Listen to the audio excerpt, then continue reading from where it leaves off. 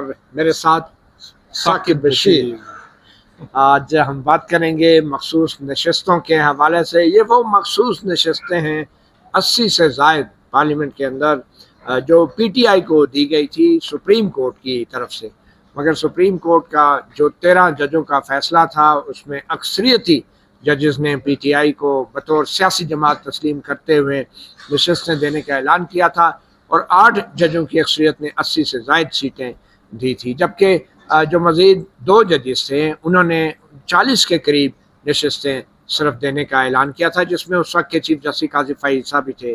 تو supreme court کے اس فیصلے کے خلاف کسی اور نے نہیں، پاکستان کے آئینی ادارے الیکشن کمیشن کو اعتراض ہو گیا کہ یہ پی ٹی آئی کو کیسے نشستیں دے دی گئی، اور انہوں نے ایک نظر ثانی درخواست دائر کی تھی، اور پھر الیکشن کمیشن کے ساتھ ساتھ نون لیگ اور پیپلز پارٹی نے بھی نظر ثانی کی درخواستیں دائر کر دی، اور انہوں نے کہا کہ یہ مخصوص نشستیں جو ہیں یہ ہمیں ملنی چاہیے تھی۔ اور آج آئینی بینچ جس کی سربراہی جو ہے وہ ایک نئے جج کر رہے ہیں۔ جو آئینی بینچ کے پہلے سربراہ تھے وہ جسٹس امین الدین خان تھے، اور اب جو نئے سربراہ آئے ہیں آئینی بینچ کے وہ ہیں حاجی جسٹس امین الدین خان۔ تو اب یہ حاجی جسٹس امین الدین خان جو ہیں، ظاہری بات ہے حج کرنے کے بعد تو بندہ بہت بدل جاتا ہے، اب معلوم نہیں وہ کتنے بدلے ہیں، مگر آج وہ بنفس نفیس آئینی بینچ کی کرسی صدارت پہ موجود تھے، اور آج کے جو دلائل تھے ایڈوکیٹ فیصل صدیقی دے رہے ہیں۔ سنی اتحاد کونسل کے وکیل ہیں، مگر یہ وہ سنی اتحاد کونسل ہے جس کا پی ٹی آئی نے جس کے ساتھ الحاق کیا تھا، اتحاد کیا تھا۔ یہ پی ٹی آئی کی ایک آخری ہماجگاہ تھی، آخری ریفیوج تھی کہنا چاہیے، پناہ گاہ تھی، ہماجگاہ کیا تھی، پناہ گاہ تھی۔ تو بظاہر تو سپریم کورٹ کا جو فیصلہ تھا سنی اتحاد کونسل کے خلاف تھا، مگر آج ایڈوکیٹ فیصل صدیقی اس فیصلے کی حمایت میں دلائل دے رہے تھے اور کہہ رہے تھے کہ درست فیصلہ تھا، اور یہ جو پی ٹی آئی کو 80 سے زائد نشستیں دی گئی ہیں یہ درست ہیں۔ تو بہرحال جی آج ایڈوکیٹ فیصل صدیقی نے اپنے دلائل کا جو آغاز کیا اس کے حوالے سے ہم جانتے ہیں۔ ثاقب بشیر اس میں جو ہم ویڈیو میں جو عمران خان کے کیسز ہیں، ان کی جو بیلیں ہیں، ضمانتیں ہیں لاہور ہائی کورٹ میں، ان پہ بھی ہم بات کریں گے، اور اس کے علاوہ پولیگرافک ٹیسٹ ہوا تھا، اس کے حوالے سے جو وہ عمران خان نے انکار کر دیا تھا۔ پولیگرافک ٹیسٹ میں جھوٹ پکڑنے کا ٹیسٹ ہے یا سچ جاننے کا ٹیسٹ ہے؟ اب یہ کوئی ہے ٹیسٹ، تو ٹیسٹ انہوں نے کرانے سے انکار کیا تھا، تو اس پہ ایک فیصلہ آیا، بڑا دلچسپ ہے وہ فیصلہ بھی، کہ اس کے اوپر اس پہ بھی تھوڑا سا بات کریں گے، بتائیں گے۔ لیکن پہلے سب سے پہلے ہم مخصوص نشستوں کے کیس میں آتے ہیں۔ مخصوص نشستوں کے کیس میں فیصل صدیقی ایڈوکیٹ دلائل تو دے رہے ہیں، اس میں جو ایک نقطہ سب سے پہلے میں سامنے رکھتا ہوں، بلکہ پوائنٹ بائی پوائنٹ میں آپ کے سامنے رکھتا جاتا ہوں، آپ اس پہ جو ہے وہ تبصرہ کیجیے گا۔ پہلا نقطہ یہ ہے کہ جسٹس محمد علی مظہر جو ہے انہوں نے اکثریتی فیصلے میں سگنیٹری ہیں، وہ اکثریتی فیصلہ انہوں نے دیا ہے۔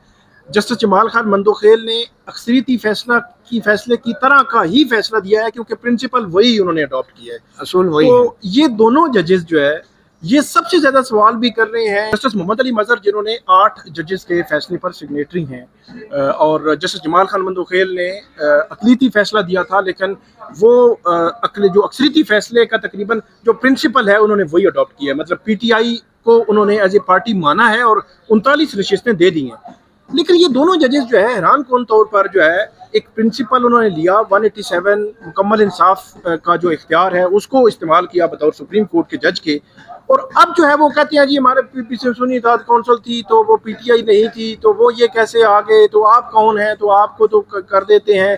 اور جیسے جمال خان مندوخیل بھی مطلب وہ سوالات اور آبزرویشن ایسی آ رہی ہیں، تو اس کو کیسے دیکھتے ہیں آپ؟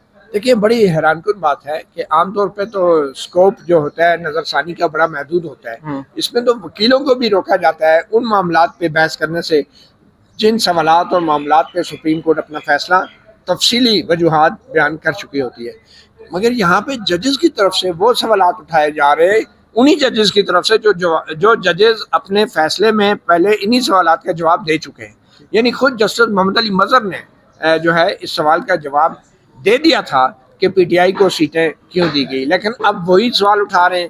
اور پھر جسٹس جمال خان مندوخیل کہ جب انہوں نے کہا کہ بھئی پی ٹی آئی کو اگر الیکشن کمیشن سے کوئی شکایت تھی تو ہمارے پاس آپ کیوں نہیں آئے، ہو سکتا ہم اور بہت کچھ دے دیتے، جہاں آپ کو 40 سیٹیں دی ہیں وہ آپ کو اور بھی بہت کچھ مل جاتا.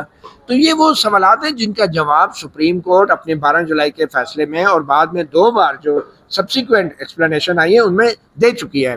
اس کے باوجود بھی اب ججز کی طرف سے یہ سوال اٹھائے جانا لگ تو یہی رہا ہے کہ جسٹس محمد علی مظہر کو یا جسٹس جمال خان مندوخیل کو کچھ پچھتاوا ہے اپنے فیصلے کا کہ جس میں دونوں نے پی ٹی آئی کو بطور سیاسی جماعت تسلیم کیا اور دونوں نے اپنی پچھلی پروسیڈنگ میں تسلیم کیا تھا کہ بظاہر الیکشن کمیشن آف پاکستان نے جو ہے وہ سپریم کورٹ کے بلے کے نشان والے فیصلے کی غلط تشریح کی تھی اور غلط طور پہ کیا تھا. اب جب یہ اکثریتی فیصلے میں چیز ریکارڈ پہ آ گئی ہے کہ الیکشن کمیشن نے غلط تشریح کی تھی, میرے خیال میں پھر یہ سوال تو نہیں بنتا جسٹس محمد علی مظہر یا جسٹس جمال خان مندوخیل کی طرف سے کہ اگر پی ٹی آئی کو کوئی الیکشن کمیشن سے گلا تھا تو پھر ہمارے پاس کیوں نہیں آیا. اور جسٹس ایڈوکیٹ سلمان اکرم راجہ آئے, انہوں نے درخواست دی ہائی کورٹ میں, پھر ہائی کورٹ لاہور اور پھر اس کے بعد الیکشن کمیشن نے دی, پھر لاہور ہائی کورٹ میں بھی آئے, سپریم کورٹ میں اعتراض لگ گیا, اعتراض لگ گیا تھا, پھر وہ دوبارہ نہیں آیا کیونکہ الیکشن بھی تو لڑنا تھا نا. اب یہ ججز یہاں بیٹھ کے ایسا تاثر دے رہے ہیں کہ جیسے اس وقت اور کوئی کام نہیں تھا. مطلب جان صاحب ہمارے دیکھنے والے جو ہے آج جب ان کو بتا دیں کہ آج جب بات ہوئی 13 جنوری فیصلے کے حوالے سے تو جسٹس جمال خان مندوخیل نے کہا اچھا 13 جنوری فیصلے کا جیسے ہی ذکر آتا ہے سپریم کورٹ میں اکثر جو ہے وہ بینچ کو یا آگے پیچھے کرنٹ لگ جاتا ہے, جیسے جو ہے کہ وہ پتہ نہیں کیا ہو گیا, کس تار کو چھیڑ دیا ہے. حالانکہ یہ کرنٹ تو جسٹس قاضی فائزہ ان کو جو ہے وہ لگنا چاہیے, لگتا ہے جب تار ننگی ہوگی تو کرنٹ تو مارے گی, کرنٹ مارے گی. تو جسٹس جمال خان مندوخیل نے کہا کہ یہ آپ 13 جنوری کی بات کر رہے ہیں, وہاں تو نشان دیا گیا تھا, یہ تو بات شروع ہوتی ہے 22 دسمبر سے. اچھا 22 دسمبر کو یہ کنفیوژن بننا شروع ہوئی جب الیکشن کمیشن آف پاکستان نے انٹرا پارٹی الیکشن تو کیا غلط قرار دے دیا, اور اس کا مطلب یہ سمبل نہیں ہے, اس کا مطلب الیکشن کمیشن نے جو آج تک بنایا ہوا ہے کہ پی ٹی آئی نہیں ہے, پارٹی نہیں ہے. مطلب کنفیوژن شروع ہوئی, اور آپ کو پتہ ہے کہ جو لیول پلینگ فیلڈ کی درخواستیں یہاں پر پینڈنگ تھیں قاضی فائزہ ان کے پاس, اور اس کا مطلب یہ تھا کہ پری پول ان کی جو ان کو لیول پلینگ فیلڈ نہیں مل رہی. تو اس دوران یہ پھٹا آ گیا. اچھا 22 دسمبر سے یہ پھٹا شروع ہوتا ہے, 9 جنوری تھا میرے خیال ہے جب پشاور ہائی کورٹ نے فیصلہ دیا, اور پشاور ہائی کورٹ نے جب الیکشن کمیشن کا فیصلہ قلعدم کیا, اور اس کے بعد وہ سپریم کورٹ آ گئے, اور 13 جنوری کو قاضی صاحب نے, اچھا 13 جنوری کو یہ فیصلہ ہو رہا ہے, اس کے بعد اب سپریم کورٹ کہہ رہی ہے کہ یہ سارے جو ہے وہ اپنے الیکشن چھوڑ دیں جس الیکشن میں 20 دن رہ گئے ہیں, جس میں پری جو ہے وہ ان کو الیکشن سے پہلے وہ لیول پلینگ فیلڈ نہیں مل رہی, ان کو روکا جا رہا ہے, ان کو نامینیشن پیپر نہیں جمع کر رہے. یہ کہہ رہے ہیں 13 جنوری کے بعد یہ کیوں نہیں آئے سپریم کورٹ میں, کیوں نہیں ہمیں بتایا, کیوں نہیں چیلنج کیا. مطلب جو سارے بندے تھے وہ الیکشن لڑ رہے تھے. اچھا یہ 13 جنوری کو یہ ہمارے ججز جو ہیں یہ کسی مریخ کے سیارے پہ بیٹھے ہوئے تھے, ان کو نہیں پتا تھا کہ پاکستان پہ کیا ہو رہا ہے, اور 13 جنوری کو ان کی وجہ سے رات 12 بجے تک الیکشن کمیشن کھلا رہا, اور انہوں نے کاغذات نامزدگی آگے توسیع کرتے رہے, سمبل جمع ہونا تھا, اس کے لیے وہ توسیع ہوتی رہی, اور رات 12 بجے جا کے معاملہ طے ہوا. اور یہ کہہ رہے ہیں کہ اچھا ہمارے پاس کیوں نہیں آئے, یعنی کہ ڈیڈ لائن رات 12 بجے تھی, اور پھر بیلٹ پیپر چھپنے کے لیے چلے گئے, اس کے بعد بیلٹ پیپر چھپ گئے, پھر ان کے پاس آ کے پھر رجسٹرار اعتراض لگاتا, اور پھر یہ کہتے کہ نہیں اب اس پہ اپیل کریں چیمبر میں, پھر یہ جیسے سلمان اکرم راجہ کے ساتھ انہوں نے کیا وہی کام کرتے ہیں. اب کہتے ہیں ہمارے پاس کیوں نہیں آئے.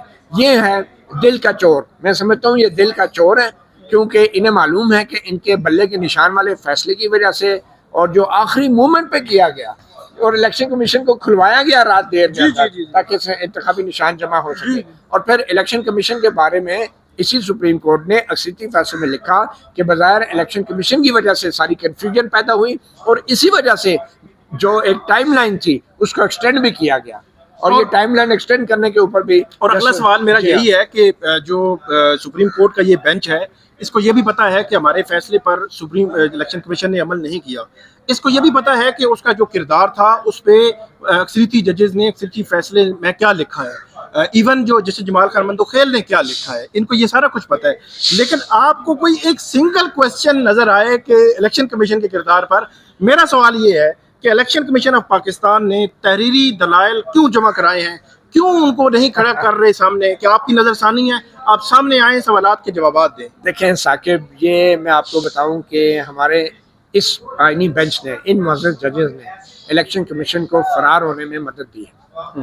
فرار ہونے میں کیا, ایک آئینی ادارہ ہے جو ایک سیاسی جماعت کو سیٹیں ملنے کے خلاف ریویو دائر کر رہا ہے، وہ آئینی ادارہ فیصلے پر جو ہے، عمل نہیں کر رہا، فیصلے میں عمل بھی نہیں کر رہا، اور وہ آئینی ادارہ تحریری دلائل جمع کرا کے ایسے پھینک کے بھاگ گیا.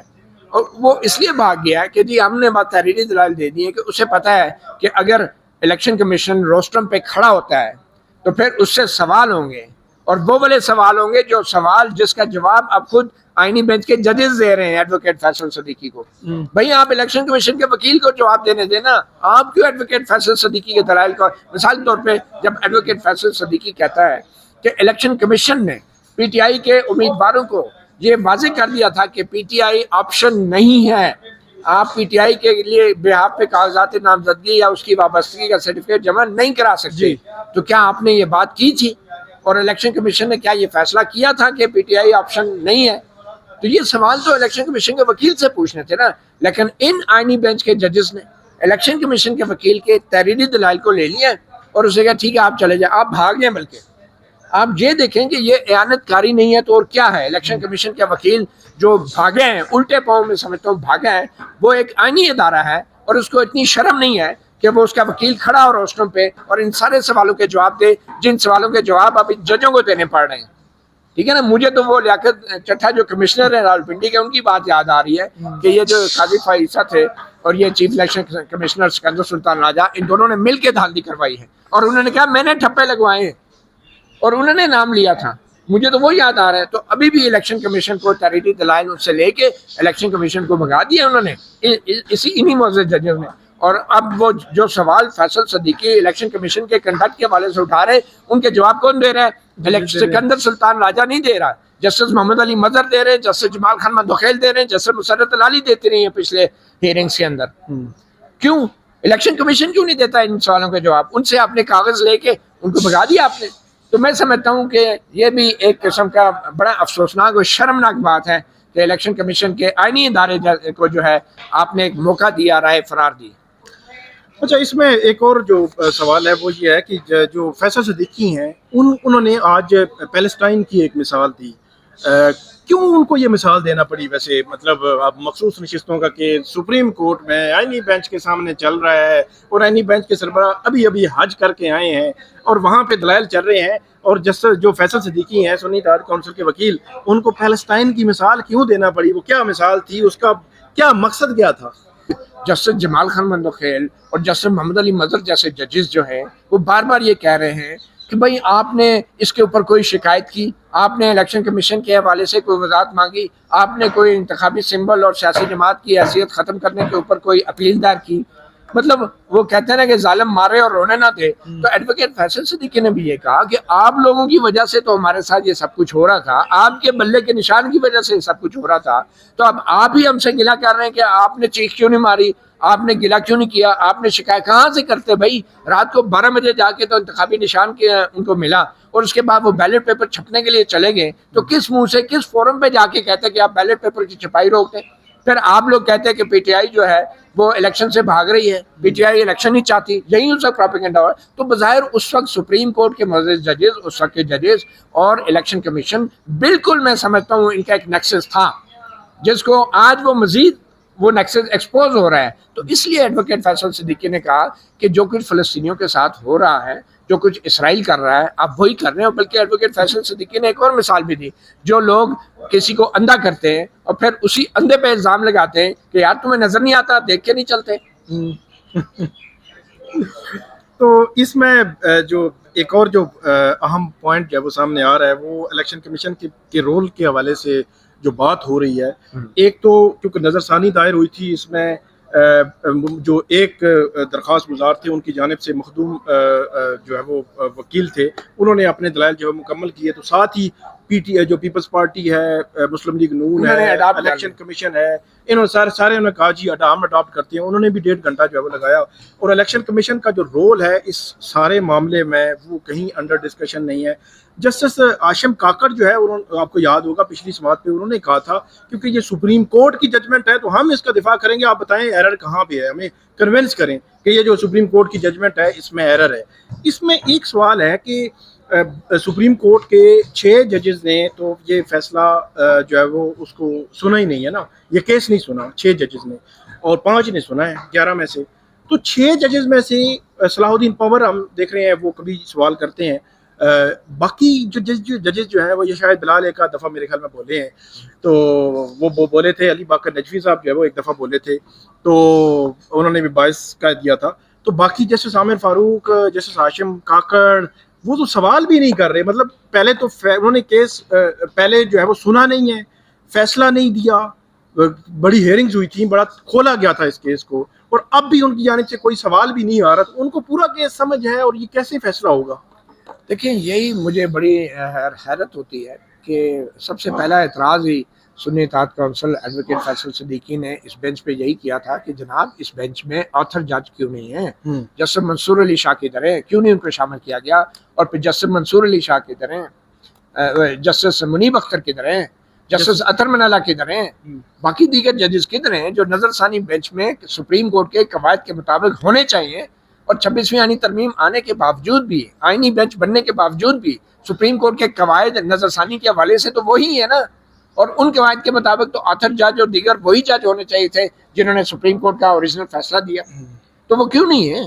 تو اب یہ جو نئے ججز کو لایا گیا ہے، ان نئے ججز کو میں سمجھتا ہوں یہ ان نئے ججز کے ساتھ بھی بڑی زیادتی ہے، اور مزید زیادتی یہ ہوگی جب یہ نئے ججز جو ہیں آمنا صدقنا اسی طرح انگوٹھا لگائیں گے اور وہ دستخطی جج بن کے جس طرف ہوا کا رخ ہوگا اس طرف چلے جائیں گے. مجھے لگتا ہے ان میں سے کچھ ججز پھر بھی سٹینڈ لیں گے، نئے ججز میں سے. اچھا میں آپ کو بتاؤں 2 ججز مجھے بھی لگ رہا ہے، میں اب نام نہیں لینا چاہتا، وہ سٹینڈ لیں گے اور وہ کہیں گے کہ سب سے بڑا مجرم جو ہے وہ الیکشن کمیشن ہے. اور میں ثاقب آپ کو ایک اور بات بتاؤں، یہ نظر ثانی کی درخواست الیکشن کمیشن کی ہے جو مین درخواست ہے. ان ججوں کو تو چاہیے تھا کہ الیکشن کمیشن کے وکیل کو بلاتے کہ بھائی آپ آئینی ادارہ ہیں، ایک تو آپ نے نظر ثانی دائر کر دی سپریم کورٹ جیسے آئینی ادارے کے فیصلے کے خلاف، اور آپ کاغذ دے کے تحریری دلائل دے کے آپ بھاگ نہیں سکتے، آپ ادھر آئیں. یہ جتنے سوال ایڈوکیٹ فیصل صدیقی سے ہو رہے ہیں، کیا یہ الیکشن کمیشن کے وکیل سے نہیں ہونے چاہیے تھے؟ یہ کیوں ایڈوکیٹ فیصل صدیقی اور سنی اطاعت کونسل جو کیس جیتا ہوا ہے، جس کے حق میں سپریم کورٹ کا فیصلہ ہے، اس کو روسٹم پہ کھڑے ہو کے کیوں ان کو جو ہے وہ اتنا زیادہ وہ سوالات کی بوچھاڑ کر رہے ہیں؟ کیا الیکشن کمیشن کے وکیل سے سوال نہیں ہو سکتا تھا کہ بھائی مجھے یہ بتائیں کہ اگر ہم نے فیصلہ دے بھی دیا تھا، کیا جسٹس مسرت العلی کو سکندر سلطان راجہ کو بلا کے اس روسٹم پہ نہیں پوچھنا چاہیے کہ بھائی اگر ہم نے ایک فیصلہ دے بھی دیا تھا کہ پی ٹی آئی کے اندر پارلیمانی الیکشن نہیں ہوئے، چلیں ہم نے سمبل کا نہیں بھی دیا، تو آپ نے چلیں اگر سمبل لے بھی لیا تھا تو آپ نے ان امیدواروں کو کیسے کہا کہ پی ٹی آئی آپشن نہیں ہے، آپ نہیں جوائن کر سکتے؟ یہ کیا جسٹس مسرت العلی کو نہیں بلانا چاہیے سکندر سلطان راجہ کو اور پوچھنا چاہیے؟ کیا جسٹس محمد علی مظہر، جسٹس جمال خان مندوخیل جو اب بڑے چھت سے جا کے لگ رہے ہیں یہ ایڈوکیٹ فیصل صدیقی پہ سوالات کی بوچھاڑ کر رہے ہیں، کیوں نہیں وہ آئینی ادارے کے وکیل کو بلا کے پوچھتے؟ میں تو سمجھتا ہوں کہ اس نظر ثانی کے اندر الیکشن کمیشن کے وکیل کو روسٹم پہ کھڑا کر کے 10 منٹ کے اندر 10 سوال کر کے اس نظر ثانی کا فیصلہ ہونا چاہیے تھا. دوسرے فریقین کو تو سننے کی بھی نوبت نہیں آنی چاہیے تھی. نظر ثانی ہوتی کیا ہے؟ یہ کون سی نظر ثانی ہے کہ جس میں 7 ججز آپ نے نئے ڈال دیے 13 ججز کے بینچ میں، اور فیصلہ تبدیل بھی اور فیصلہ جو ہے اب جن ججز نے فیصلہ کیا وہ بھی اب اس میں وہ کیا کہنا چاہیے کہ ڈبل مائنڈیڈ ہو رہے ہیں کیونکہ حالات بدل گئے، ترمیم آ گئی ہے، مواقع بدل گئے. جسٹس امین الدین خان حاجی، جسٹس امین الدین خان جو ہے وہ جب سوال کرتے ہیں جو پروسیڈنگز کو طے کرنے کے حوالے سے، ان کے جو سوالات ہیں، آبزرویشنز ہیں، جو اشارے کنائے بھی نظر آتے ہیں، وہ نظر یہی بتا رہے ہوتے ہیں کہ وہ فیصلہ جو ہے وہ تبدیل ہونا ہے، جو اکثریتی ججز کا فیصلہ جو ہے تبدیل ہونا ہے. بڑا ڈسمسیو ایٹیٹیوڈ ہے جسٹس امین الدین خان کا، وہ ہمیں سمجھ آتی ہے. ان سے اچھا ایٹیٹیوڈ تو جسٹس نعیم اختر افغان کا ہے. وہ کم از کم سوچ سمجھ کے ایک سوال تو کرتے ہیں نا ان سے. حالانکہ انہوں نے کہا تھا کہ یہ اس فیصلے پہ عمل نہیں ہونا چاہیے جسٹس امین الدین خان کے سامنے، لیکن جسٹس امین الدین خان کا ایٹیٹیوڈ دیکھیں، ان کا ایٹیٹیوڈ پتہ کیا؟ نہیں ٹھیک ہے، جیسے وہ کہنا وہ غلط فیصلہ تھا. وہ مطلب آلموسٹ انہوں نے ان کے چہرے پہ لکھا ہے وہ فیصلہ کیا ہے. اب تو ماشاءاللہ ان کے چہرہ بھی بہت کشادہ ہو گیا، نہیں اس میں سارا لکھا ہے تفصیلی فیصلہ. 4-5 دفعہ تو فیصل صدیقی کو یہ کہنا پڑا کہ ٹھیک ہے آپ کی رائے ہے، لیکن یہ آپ کی جو ہے وہ اقلیتی رائے ہے، اقلیتی فیصلہ یہ نہیں ہے آپ کی. مطلب بار بار یاد کرانا پڑتا ہے کہ بھائی آپ کی یہ اکثریتی رائے نہیں ہے، اقلیتی رائے ہے، اور وہ بھی 2 جج ہیں. وہ یہ کہنا وہ بار بار یاد کرانے پڑتے ہیں. فارم 47 والی رائے ہے، فارم 45 والی رائے نہیں ہے. لیکن آپ کو پتہ ہے یہاں پہ پھر الٹیمیٹ اتھارٹی تو 47 کی ہوگی جس قسم کی بھی رائے آئے گی. اور خاص طور پہ شرمناک مقام ہوگا ان سپریم کورٹ کے ججوں کے لیے کہ جو اپنے دیے گئے فیصلے کو تبدیل کریں گے اور یہ کہیں گے کہ ان کا یہ فیصلہ غلط تھا. نہیں، ان میں سے ہیں ہی دو، باقی اب کیا تبدیل کریں گے. اب یہ بھی ہے نا معاملہ، جسٹس جو ہے وہ امین الدین خان، جو جسٹس محمد علی مظہر ہیں اور جسٹس حسن نظر رضوی، دو ہی جج ہیں جو اکثریتی فیصلے کے جج جو ہے وہ اس بینچ میں جو ہے موجود ہیں. وہی تبدیل کریں گے یا برقرار رکھیں گے وہ پتہ چلے گا. آگے بڑھتے ہیں. عمران خان صاحب کی کیسز ہیں، ان کی کوئی تفصیل جو ہے وہ میں آپ کو بتا دیتا ہوں.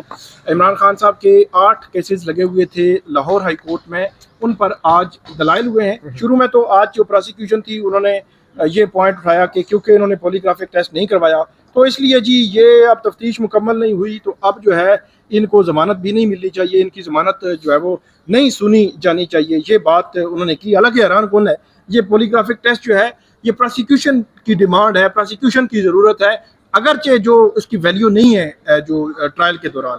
تو اس میں آج جو سماعت ہوئی، اس میں جو سلمان صفدر بہرحال کورٹ نے کہا کہ آپ جو ہے وہ اس پر دلائل دیں. جو جناح ہاؤس حملہ کیس ہے، کور کمانڈر جو ہے وہ حملہ کیس، اس کی جو ایف آئی آر ہے وہ انہوں نے پڑھی. پھر بیسر سلمان صفدر نے کچھ دلائل دیے. اس میں انہوں نے کہا کہ پراسیکیوشن کا کیس 1500 افراد پر مشتمل ہے، عمران خان موقع پر موجود نہیں تھے. عمران خان کی حد تک کانسپریسی کا کیس ہے، تو اس میں انہوں نے کہا کہ ایف آئی آر میں یہیں کہیں موجود نہیں کہ کس نے یہ بات جو بیان کی کہ عمران خان لیڈرشپ نے توڑ پھوڑ کی ہدایت کی ہے. 9 مئی کے واقعے پر عمران خان اپنے تحفظات کا اظہار کر چکے ہیں. اس کا اصل ذمہ دار نیب ہے. نیب نے ایسا کام کیا جو کبھی نہیں ہوا. نیب نے عدالت میں داخل ہو کر عمران خان کو گرفتار کیا. عمران خان 5 اگست 2023 سے گرفتار ہیں. ان کے خلاف سرکاری مشنری جو ہے وہ بری طرح استعمال ہوئی. تمام 8 کیسز میں پولیس مدعی ہے. ہم جب بھی پوچھتے ہیں کہ بغاوت کی تفصیل کیا ہے تو صاحب خاموش ہیں. کیس ایف آئی آر میں جب وہ کسی ایف آئی آر میں کسی بغاوت کی کوئی تفصیل نہیں ہے. جب وہ عمران خان گرفتار ہوئے تو 11 مئی کو سپریم کورٹ نے انہیں رہا کیا. ایسا بھی کوئی ثبوت نہیں ہے 9 مئی سے 11 مئی کے درمیان عمران خان کے خلاف بغاوت کی کوئی ثبوت ہو. عمران خان 9 مئی سے 11 مئی تک کسی میں رابطے میں نہیں تھے. عمران خان کو سپریم کورٹ کے سامنے پیش کیا گیا. مجھے معلوم نہیں، عمران خان نے کہا کہ مجھے معلوم نہیں میرے پیچھے کیا ہوا، اور انہوں نے کہا کہ میں خود کو اس سے لا تعلق کرتا ہوں، قانون اپنا راستہ خود بنائے گا. اور اس پر عدالت نے پوچھا کیا اس کیس میں 9 مئی سے پہلے کی چیزیں زیر بحث آئیں گی یا بعد کی. تو اس پر یہ بھی کہا کہ پراسیکیوشن کا کیس سازش 9 مئی سے پہلے تیار کی گئی. تو اس پر سلمان صفدر نے کہا کہ 14 ماہ تک پراسیکیوشن نے فوٹوگرامیٹری ٹیسٹ اور پولیگرافک ٹیسٹ کی کوئی درخواست نہیں دی. عدت کیس میں رہائی ہوتے ہوئے عمران خان کو 9 مئی کے کیس میں جو ہے گرفتار کر لیا گیا. اس میں جو بیرسٹر سلمان صفدر ہیں انہوں نے اپنے دلائل جو ہے وہ مکمل کر لیے ہیں. کل اب پراسیکیوشن جو ہے اس میں دلائل دے گی. 8 ضمانتوں کی حد تک یہ دلائل ہیں. دوسرا کیس پولیگرافک ٹیسٹ اور فوٹوگرامیٹری ٹیسٹ کروانے کے حوالے سے جو کیس تھا پراسیکیوشن کا، اس کا فیصلہ آ گیا ہے. فیصلے میں یہ کہا گیا ہے کہ عدالت نے عمران خان کو بے گناہ ثابت کرنے کے لیے بڑا منصفانہ موقع دیا. حالانکہ گلٹی یا انوسینٹ ڈکلیئر ہونا پولیگرافک ٹیسٹ کا اس کے ساتھ کوئی تعلق نہیں ہے. تو عدالت نے 12 لکھ دیا ہے. عدالت کہہ رہی ہے کہ مگر ملزم کی ضد اور انکار کی وجہ سے کوئی جو ہے رزلٹ حاصل نہیں ہوا، اور عام ملزم کے پاس ٹیسٹ کروانے سے انکار کرنے کا کوئی چانس نہیں ہوتا. اور یہ بھی کہا گیا کہ موجودہ ملزم نہ صرف ٹیسٹ کروانے سے انکاری ہے بلکہ تفتیشی ٹیم سے بھی نہیں ملا. عدالت یہ قانونی نقطہ سمجھنے سے قاصر ہے کہ تفتیش کس طرح مکمل کی جائے گی. عدالت سمجھتی ہے کہ ملزم ٹیسٹوں سے انکار کر کے ٹرائل کا سامنا کرنے سے گریزاں کر رہا ہے، اور ملزم کے وکیل کے ساتھ متفق ہوں کہ عدالت زبردستی ٹیسٹ کروانے کے لیے عدالت کے پاس کوئی مشین نہیں ہے. عدالت اب ٹیسٹ کروانے کے لیے تیسرا موقع نہیں دے گی. تیسرا موقع میں عدالت کوئی مثبت امید نہیں ہے. تو اس پر عدالت نے یہ درخواست جو ہے وہ اب فائنلی نمٹا دی ہے. ویسے ثاقب میں اتنا کہوں گا کہ اگر کروڑوں روپے بلکہ اربوں روپے کا بجٹ جو ہم پولیس کے اوپر خرچ کرتے ہیں تفتیش کے لیے، پراسیکیوشن کے لیے، ملزمان کو سزائیں دلوانے کے لیے، اگر بات جو ہے وہ پولیگرافک ٹیسٹ کے اوپر آ گئی ہے تو پھر ان جتنے پولیس کے بڑے افسران ہیں ان ساروں کو تو برطرف کر کے گھر بھیج دینا چاہیے. مطلب آپ پولیس جو ہے آپ کی اتنی نالائق اور نااہل ہے کہ وہ ویسے شواہد اکٹھی کرنے میں ناکام ہے، ان کو کوئی گواہ نہیں مل رہا. اب بات آ گئی ہے کہ جناب آپ کے ہارٹ بیٹ چیک کریں گے، ٹوٹیاں لگا کے پولیگرافک سے ثابت کریں گے کہ عمران خان مجرم ہے یا نہیں. یار اتنا شرم کی بات ہے کہ پولیس جو ہے وہ اور اس کے پاس کوئی ثبوت نہیں ہے اور بات اب پولیگرافک ٹیسٹ کے اوپر آ گئی ہے. اس سے بڑی شرمناک بات کوئی نہیں ہے. اور میں سمجھتا ہوں جو جج اس پولیگرافک ٹیسٹ کو اہمیت دیتے ہیں وہ جج بھی بس ایسے ہی ہیں کہ بجائے اس کے کہ وہ ثبوت مانگیں، وہ گواہ مانگیں، وہ فورینسک ایویڈنس مانگیں، وہ لیبارٹری رپورٹس مانگیں، وہ بیٹھ کے کہہ رہے ہیں جی پولیگرافک ٹیسٹ نہیں ہوا تو اب یہ ثابت کرنا مشکل ہے. یہ کیا جج ہے یار جو پولیگرافک ٹیسٹ کے حوالے سے وقت ضائع کر رہے ہیں کہ بھئی اگر پولیس نے کوشش کی نہیں کیا آگے چلیں. آپ اس میں اتنے لمبے چوڑے فیصلے دے رہے ہیں آپ کے بھئی ہونا چاہیے. وہ تو کہہ رہے تھے اتنے شواہد ہیں، اتنے مجھے بتائیں نا آج تک نواز شریف کا کبھی پولیگرافک ٹیسٹ ہوا؟ کسی کا مجھے بتائیں یہ وہ لوگ ہیں کہ جو ایک صحافی کے سامنے بیٹھ کے 2 سوالوں کے جواب دیتے ہوئے ان کے ہارٹ اٹیک ہو جاتا ہے. تو یہ جو ہے عمران خان کے جیل میں بیٹھے ہوئے پولیگرافی ٹیسٹ کروا رہے ہیں کیس کو ثابت کرنے کے لیے. مجھے تو اتنا افسوس ہوتا ہے کہ ہمارا پورا سسٹم جو ہے کولیپس کر چکا ہے انویسٹیگیشن جس پولیگرافی ٹیسٹ کی کوئی جو ہے وہ قانونی حیثیت نہیں ہے، ٹرائل میں استعمال نہیں پروپیگنڈا ہوتا، کے لیے استعمال کر رہے ہیں، پروپیگنڈا کے لیے استعمال ہو سکتا ہے. اس پر 1.5 مہینہ ضائع کر دیا. 1.5 مہینے میں آپ ٹرائل آگے بڑھاتے، اگر سزا بنتی ہے تو سزا دلوا لیں، کورٹ سے سزا جو ہے دلوا لیں. بہت شکریہ. بہت شکریہ ثاقب، آپ کا بھی. اجازت دیجیے. اللہ حافظ.